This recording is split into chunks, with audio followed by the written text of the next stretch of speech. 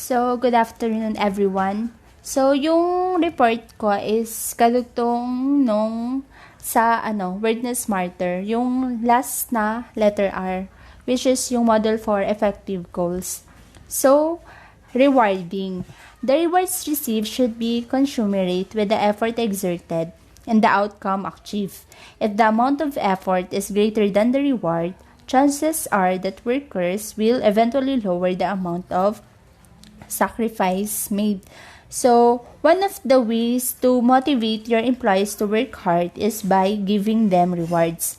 Employees respond to appreciation expressed through recognition ng work nila dahil it confirms na yung work nila is valued or being valued by others. So, kung yung mga employees and their works are valued, yung satisfaction and productivity nila pagdating sa trabaho is nagre-rise, and syempre, mas mamamotivate nga sila and mas mai-improve nila yung good work na makakatulong rin of course sa company sa pag-achieve ng goals nila.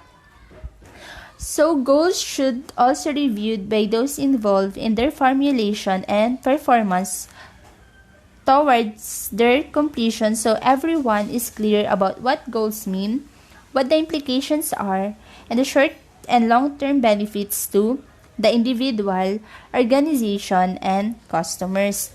Siyempre, kailangan din na malinaw sa mga employees mo yung goals na gusto mong ma-achieve or yung goals na gustong ma-achieve ng company. So, everyone is clear, especially sa mga short-term and long-term benefits, hindi lang sa mismong organization, pati na rin sa employees mo and sa mga customers. Millennials are often described as being idealistic and wanting to know why they are being asked to do things at work. Workplace satisfaction matters a great deal to millennials, and work-life balance is often seen as essential, sometimes more so than monetary compensation. They want to understand the big picture and wish to feel that their work matters. So, millennials often called self-centered pagdating sa work. They are or we have not been raised in a way that demand us to look around and see what should be done next. Parang mas pinagtutuunan natin ng nating mga millennials yung success ng work kaysa sa rewards na matatanggap natin, katulad ng kung nasa-satisfy ba yung mga needs ng mga organizational stakeholders like nga yung mga customers, local communities, and employees. Although this practice is described as being an important trait and preference of millennials, it is important to note that this is also essential for internal auditors. One of the criticisms raised by process owners is that auditors do their own work and test what they think is important, even though this test may not be seen as particularly important for management. Internal auditors are sometimes blamed for asking documents, testing transactions, presenting observations, and writing findings and reports with unclear connection to the priorities of the business. Kasi nga, di ba, yung role ng internal audit is to provide independent assurance na yung organization's risk management, governance, and internal control processes are operating effectively. Kaya, tinitest nila yung what they think is important kahit na yung mga tinitest is not or cannot be seen as particularly important sa management. Then, isa pa, di ba dati kasi, more on control-based approach na tayo in which yung kung ano lang yung nakikitang control is in-audit natin. In-audit ng mga internal auditor.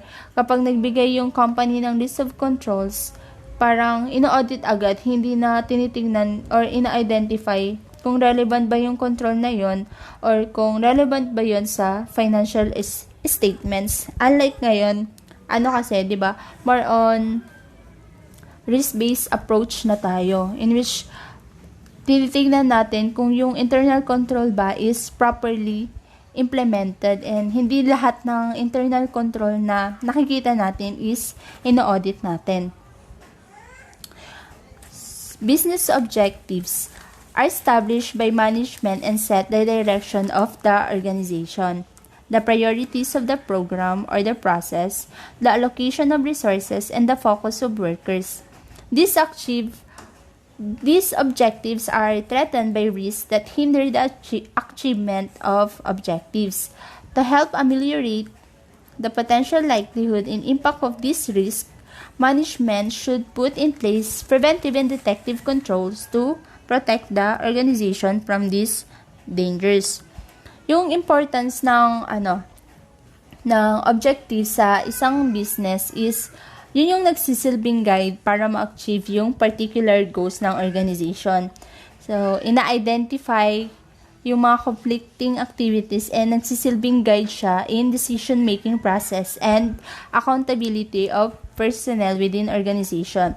Kaso lang, yung mga objectives na to is nati-threaten nga ng mga risk kaya nagkakaroon ng hindrance sa pag-achieve ng goals ng isang organization. Pero may mga ways or may mga controls para ma-lessen yung impact ng risk sa management which is madidiscuss mamaya.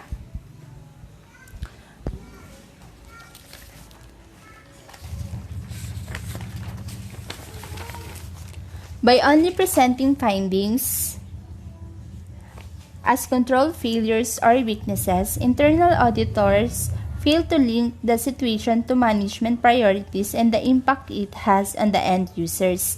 The organization's customers, without whom there is no need for the organization to exist.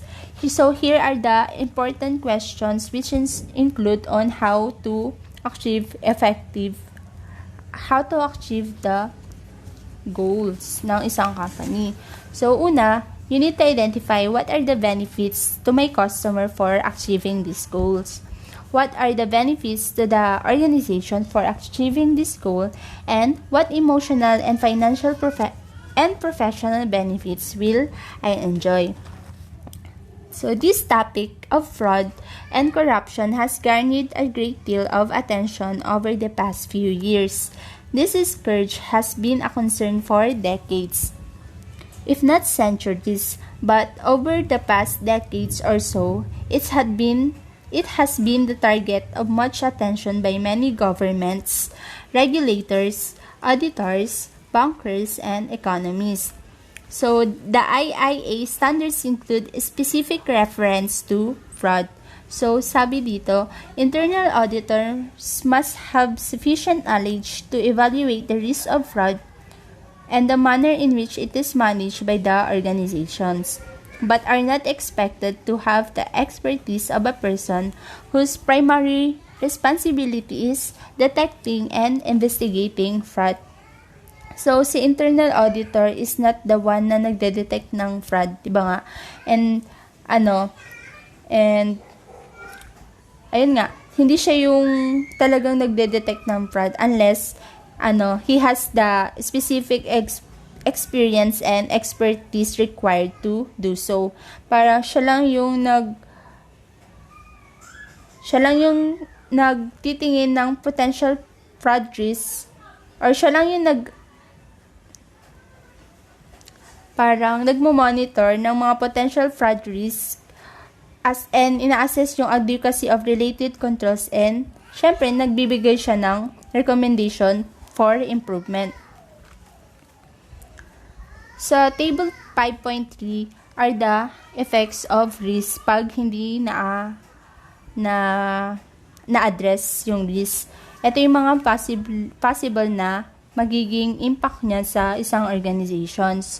Andyan yung loss of assets, negative publicity, erroneous decisions, customer dissatisfaction, fraudulent financial or operational reporting, erroneous record keeping and accounting, non-compliance with rules and regulations, purchase of resources uneconomically, and failure to accomplish established goals.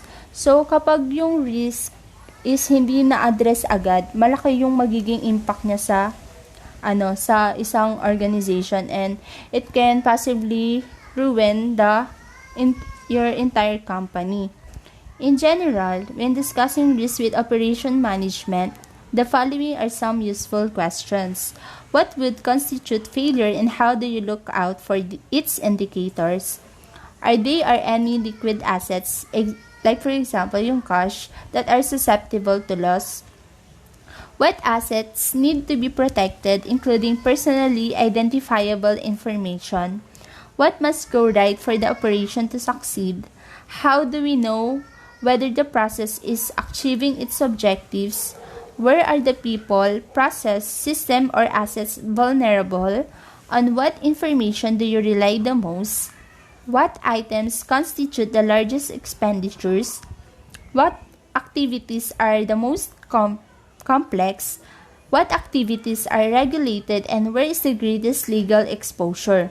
And what decisions require the most judgments? So, assessing risk on a formal and informal basis is essential for organizational success, and internal auditors can help to raise awareness merely by highlighting some exposures. It is essential to consider change when performing risk assessment. The magnitude and speed of change can undermine or enable the achievement of objectives. External change factors such as demographic shifts, technological advances, and low interest rates can enable the achievement of business objectives.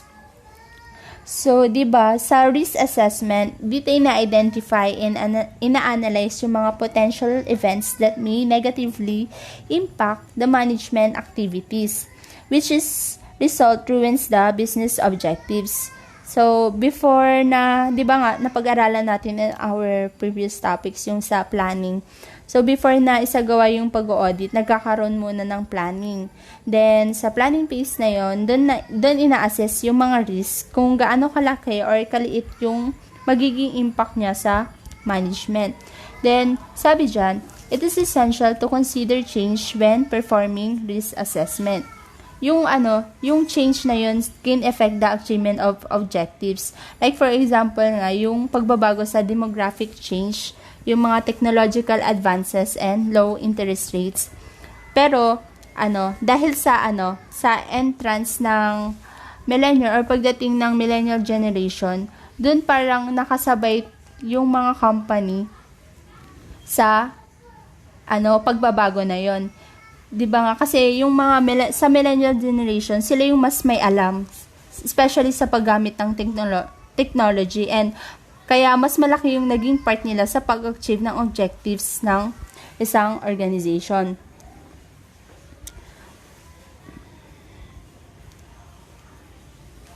So, although this practice is described, ito pala. So, while the entrance of the millennial generations into the workforce is seen by many as a challenge due to their behavior characteristics, they can also be great asset. This generation is not only comfortable with technology, but are technologically savvy, increasingly online, socially networked, and confident. They are tolerant of differences and generally embrace change as an almost natural part of their personal, social, and professional lives. Similarly, technological advances like cloud computing, social media, and the widespread availability of broadband allows employees to work from virtually anywhere in the world. So, 'di ba, malaki yung help ng technology sa mga business. Especially, katulad nga nun, kahit saan ka magtrabaho, parang, ayun nga, yung sa availability ng broadband allows employees to work from virtually anywhere in the world. Provide a means to market and sell to customer in distance location or kahit nasa malayo ka, and share information quickly.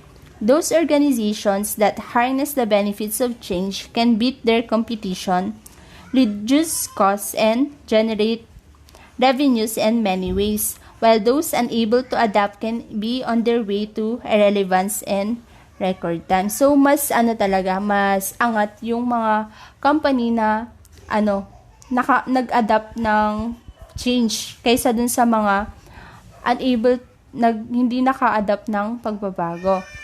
So, next is punta naman tayo sa control activities. So, pag sinabing control activities, ito yung mga actions na ini-establish through policies and procedures na nakakatulong sa management para ma-achieve yung mga objectives nila.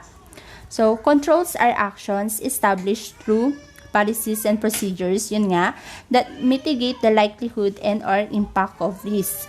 Controls are performed at all levels of the organizations, at various stages, within processes, and over the technological infrastructure of the organizations. So, controls can be manual, which means they are performed by individuals and often using hard intangible items and such as papers and locks, whereas automated controls are performed by computer electronics systems, often without direct or exclusive human interactions.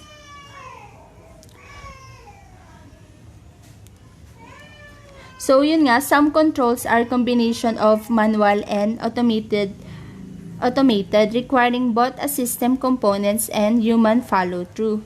For example, exception reports capture transactions not meeting pre-established criteria, are generated by computer system and are distributed to individuals who are responsible for correcting the issue and making sure that transaction is reprocessed correctly. This means that for the control to be effective, both the computer system and the individual is responsible for clearing the exceptions noted must do their duty.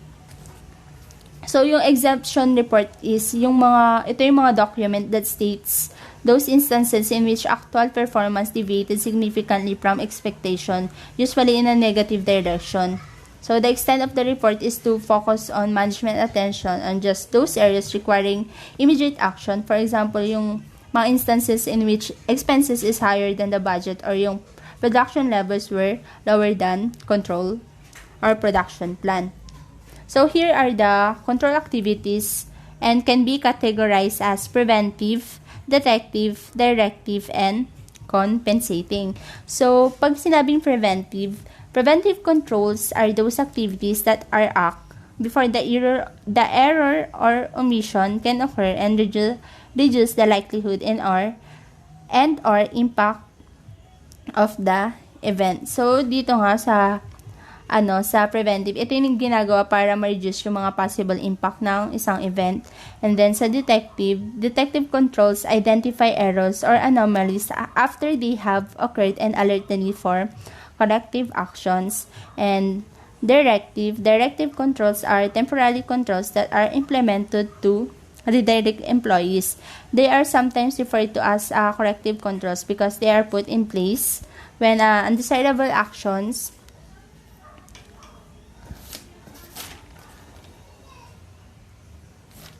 undesirable actions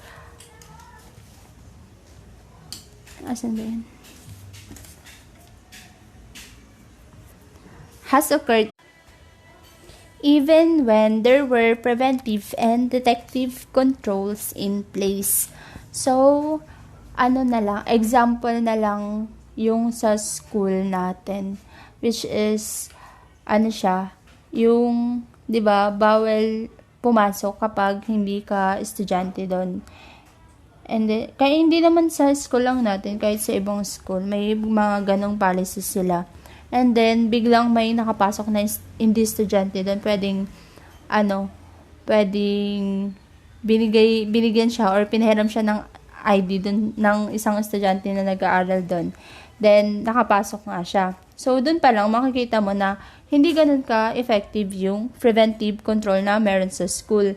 And then, ano yung health ng detective control? Syempre, sa detective controls, di ba, i-identify yung errors and anomalies after they have occurred and alert the need for corrective action.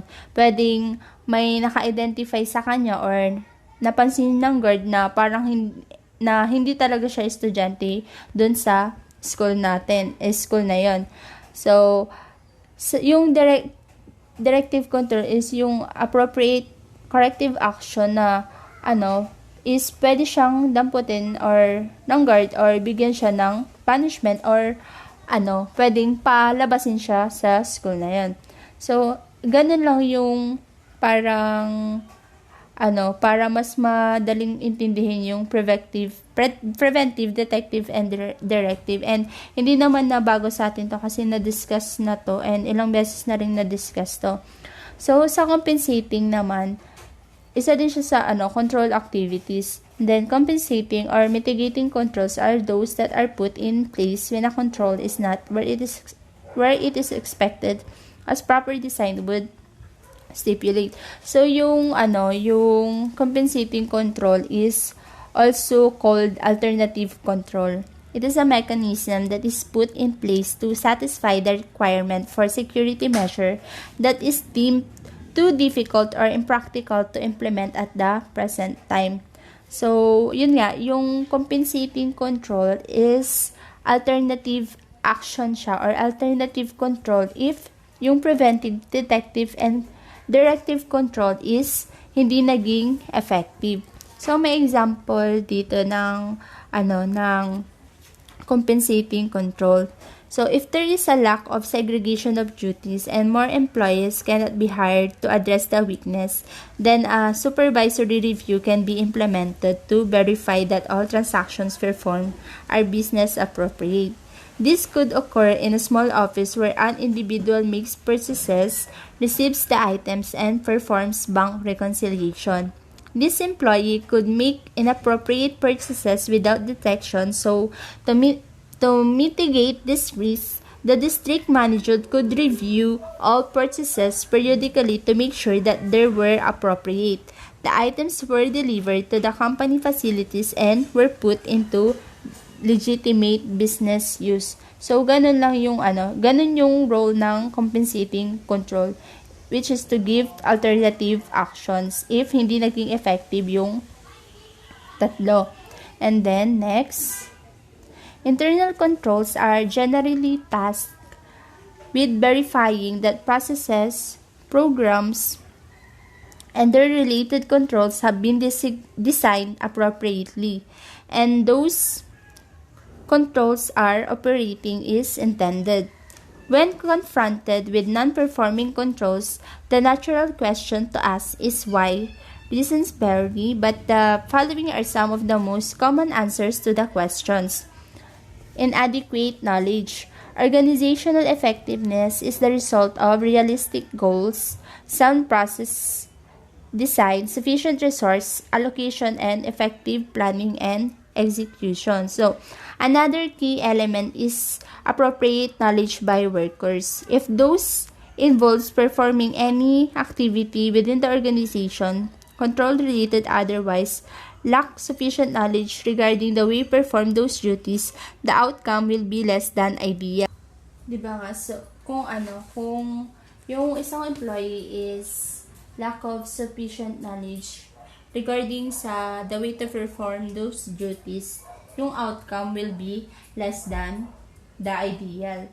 So, next is sabotage. Disgruntled employees can act in ways that are very negative to their organizations. Their actions are deliberately damaging, and when they involve control activities, they may result in omission of key responsibility or dereliction of duty, fraud, and intentional disregard for the protection of company assets. Sometimes their unhappiness is triggered by poor management practices or the perceptions that they have been disadvantaged in some way.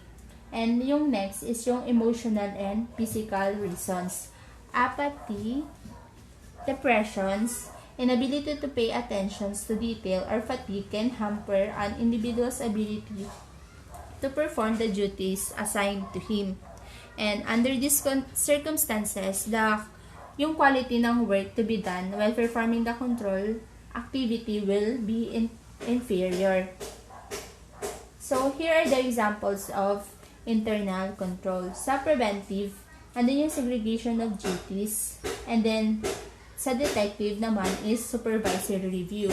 And then, sa directive, training programs and to mitigate or yung alternative actions na pwedeng gawin is supervisory review, or when there is a lack of segregation of duties.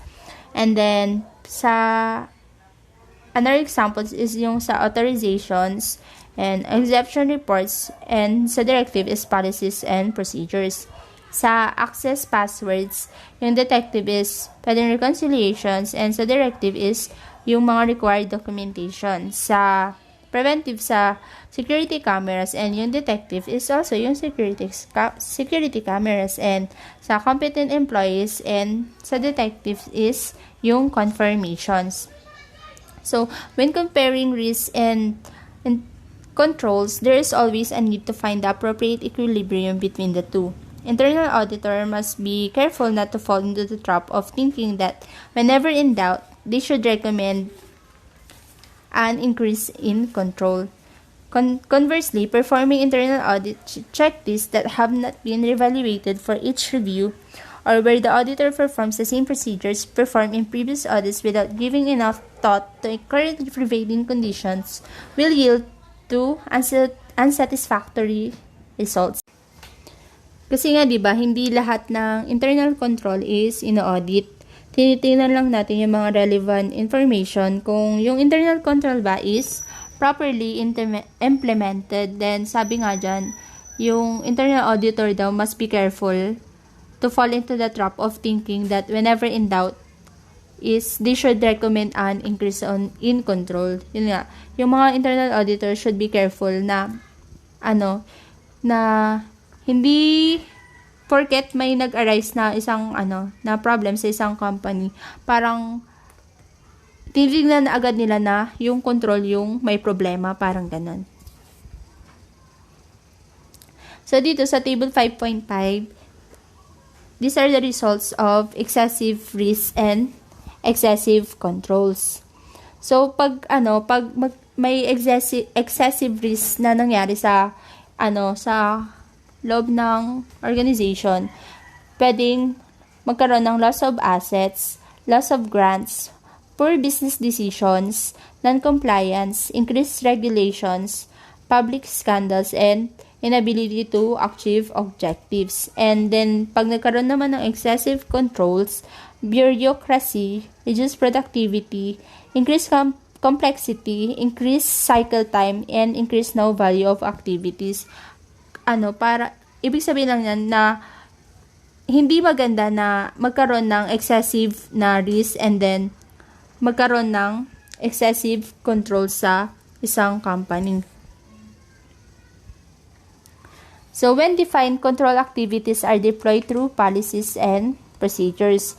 Policies are principles, rules, and guidelines designed to influence the behavior of workers so they act in a ways that support the organization's missions and long-term goals. They influence thought and conduct at a high level. So, procedures, on the other hand, are the specific methods and actions, steps used by workers to express the policies in their day-to-day actions. Procedures, documentations, provides detailed information about what should be done, how, when, how often, and by whom. So, yung yung common misconception lang kasi pagdating sa policies and procedure, pagdating sa control is parang enough na siya na way para mamitigate yung mga risk. But the reality is that yung policies and procedures are a means to communicate the control activities and to set expectation for their performance lang. So, while the policies and procedures are essential for effective internal controls and are key to promote an effective internal control environment, yung people, system, and equipment talaga yung nag-perform ng control activities. And then, yun lang yung report ko. And the next reporter is si Lovely Joy de la Cruz.